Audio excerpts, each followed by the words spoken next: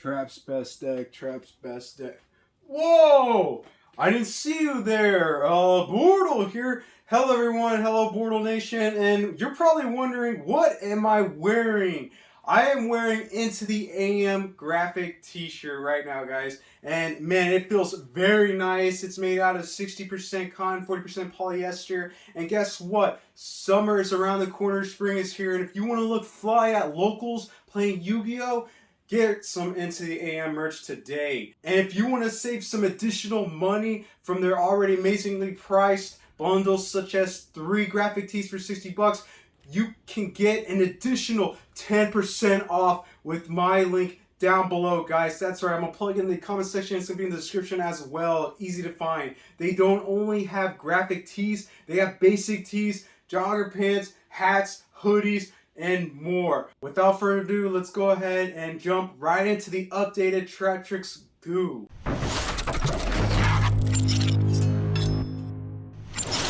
Alright, so this is going to be my goo that I used at the Houston, Texas Regional, where there were 10 rounds of Swiss, over 550 players.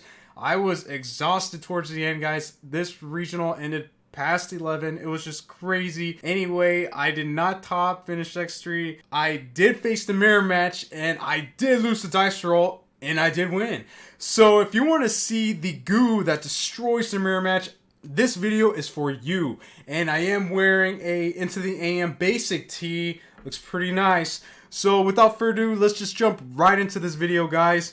And I am playing Triple Mermello Weird. You want to maximize this card. I'm not going to go over every single effect because by now you should know what Traptrix does overall. And if you don't, make sure to check out my previous deck profile, guys. Triple Mantis.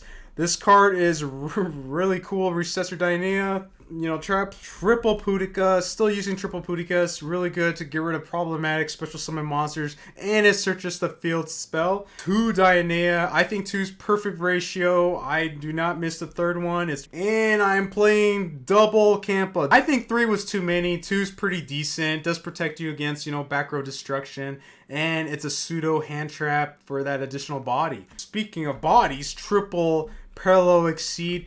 This card was crazy, especially in the mirror match. It was just nuts. I gained mad advantage, like coming back in games when I would get like torrential and stuff. This card just came in clutch. It was really good. Speaking of traps, hand traps, triple Ash Blossom, the best hand trap in the game right now. You gotta maximize this. This is really strong in the mirror match too, guys. This is another hand trap, and this is the goo that I used that destroy Traptrix. It allows them to not play the game. We love those kind of cards, right? I utilized this card in the past, pre-pandemic. I used this to top a regional, and this card helped me win against Traptrix. Yes, you have to hard open it, but guess what? You have to hard open a lot of cards out there in Yu-Gi-Oh! That's why we maximized it at 3. This basically allows your opponent to not play if it's the mirror match. You want to have Sarah here, right? And any trap, activate your trap, and then you trigger Sarah, right? Special summoning the Traptrix monster right underneath the Sarah, and then setting your trap hole underneath it, basically with the monster you special, like a Mermello, to where it triggers Sarah's effect. There you go. Columns are aligned, guys. From there on, you wait till they summon something like a Sarah or whatever, reveal Iron Dragon Tomaton, boom, and the column that Sarah's under, not only you destroy every card in that column, your opponent cannot play any cards, you cannot play any cards in the same column Iron Dragon is in. So this is the mirror match killer right here, guys. I thought it was really insane. I did use it against in that matchup, so it was just cool. Nobody expected to come. It did help me against other matchups such as Branded, to where they had Branded lost, summon Iron Dragon, pop the loss. So it was really cool. I think this card is really nutty. Let's just jump into more cards. Triple Pot of Prosperity. I think 3 is the goo. You gotta play 3, man. And 1 Traptrix Garden. I think 1 is all you need. You do not need more copies. I did draw it a couple times and it sucked, but hey man, you gotta play it because you can pop monsters such as Iron Dragon or whatever. Stuff you take from your opponent's side of the field. You just pop it to special summon any Traptrix in your graveyard or hand. But graveyard for additional pluses, so that was really insane. And remember, it protects your Sarah by battle at least once. So really great card right there. Additional normal summons, really good, right? As far as our traps goes, we're playing evenly matched at 3. This card is just crazy. First or second, it's really good, guys. And if it's a brick, guess what? You can ditch it with Troll Holtea. So that's why this card is good. Holtea, you know, summon it, boom, searchable Shade Brigandine, right? And speaking of holes, let's go ahead and get those out the way. So I am playing triple copies of Holtea. Card is just nutty. The searchable Shade Brigandine, really good, guys. It just changed the game forever. 1 Gravediggers, 1 Floodgate Trap Hole, 1 Time Space, 1 Trap Nightmare, and 1 Terrifying Trap Hole Nightmare. So all of these were amazing. I'm only playing 1 copy of each. That's all you needed, guys, because basically you can reset all of them, and you're always going to search Holtea, guys. Very rarely you want to search any of these other ones. Basically, you want to, if you want to get pluses going on, if you have a Holtea already, or if you want to reset it with Dianea the same turn you combo off. And 1 trap hole I did kind of thought was just insane was probably Bottomless. And the mirror match, my opponent did Rafflesia and ditch Bottomless to banish one of my summons. So I thought that was really cool. So remember, Rafflesia just copies the effect. Alright, and our last trap was Infinite Impermanence. I loved it. It's a very easy card to side out if you're going first. We rarely kept this in. So, perfect 40 cards. I am playing the triple copies of Sarah. I think that is all you needed were triple copies, man. Easy Pot of Prosperity targets, so why not? 1 Lingeribo, because I'm scared of Kashtira by all means, but at the same time, man, if you're going first, the matchup's in your favor. So the 1 copy was fine. 1 Coolaria, really good card because you get to gain some additional pluses in the end phase by reviving some of your, Traptrix monsters and resetting for free your trap holes. This was MVP. I was summoning my opponent's Finrares. That was such a great feeling to get that additional boss monster on my side of the field, or against the mirror match. This came in clutch.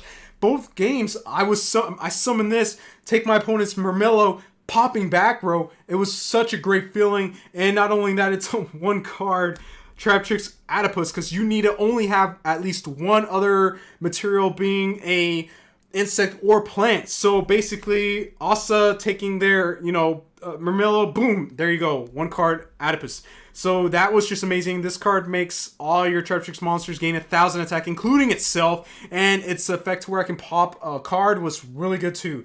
So, speaking of Traptrix monsters, I am playing the 1 copy of Alamirus and Pingula. Man, these turning into 3,500, 3,200 beat sticks with Adipose was just ridiculous. And for those that don't know, hopefully by now you know that this card is really good against Branded, taking the Fallen Albaz card and attaching it to a material. If they send it off of a Branded Fusion, is really nice. Alamirus just pushes for extra damage, clearing back row by summoning Murmello from your graveyard, playing 2 copies of Rafflesia. You already know this is just really good, and it's another easy prosperity target. Oh god, yes. And more Xyz, I am playing Time Fear Doer. This is almost my go-to, If I have crazy combo off, I love summoning Time Fear Doer, because if you're playing against, heavy spell deck, you get that draw.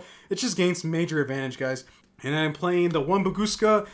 Zeus at 1 was okay. Second one did not come up. So I think Zeus is just crazy. You got to play it. And mirror match and stuff like that. It's a really great card. And my last card was Cowboy. I didn't summon it once. All 10 rounds, I did not summon this at all. It didn't come up. So I think you can get away with not playing this card at all. Maybe in the side deck if you want, but Cowboy just didn't come up at all.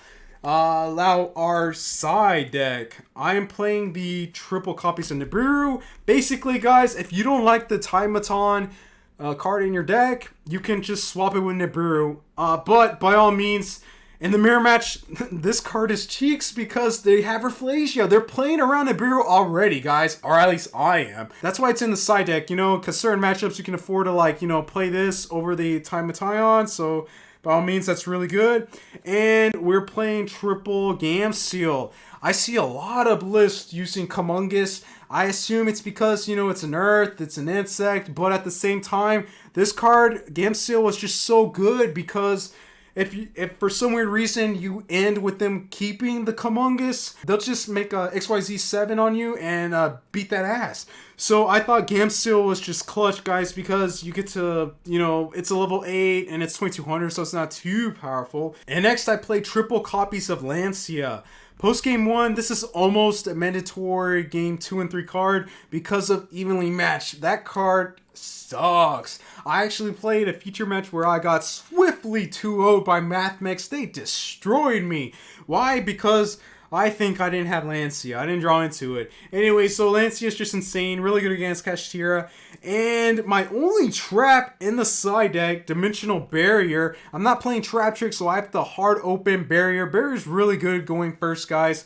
I really like it. In some cases, it's decent going second as well. Speaking of going second cards, I am playing triple Tactics Thrust in my deck and triple Tactics Talent. First and second post game 1, these cards are kind of like almost go-tos. We have the talents to where I can draw 2 cards because you don't have a lot of draw cards in this deck, or I can take untargetable monsters such as Red Eyes Dark Dragoon. Very hard card out in this deck. That's why we got the Gam Seals and all that stuff. Really good. And with Thrust as well, I can set cards like Barrier and just go off. These were really cool cards and last minute decisions to run in the deck. Shout out to Joey, man. He helped me out to completing my deck and all. And Pinkertops are my last card. So I used to play Pinkertops, and I think Pinkertops is just a really cool card overall. So I just want to do a little throwback and run Pinkertops in here. It did work. Getting rid of problematic floodgates such as Skill Drain. This was the updated goo. Really great deck. I had a fun time playing. Although, you know, again, it did start late, about 1:30. Ooh, man. But once it started, the event was good after that. It's just smooth sailing. I had a great time. It was cool meeting a lot of people. I love this game, guys, and if you want to support this channel for free, all you have to do is like the video, drop a comment down below, and there's other ways too. Just check out the description. And if you're not a part of Bortle Nation, sub to Bortle. It's that easy and it's free. Oh god, yes. Until next time, everyone. Bortle out.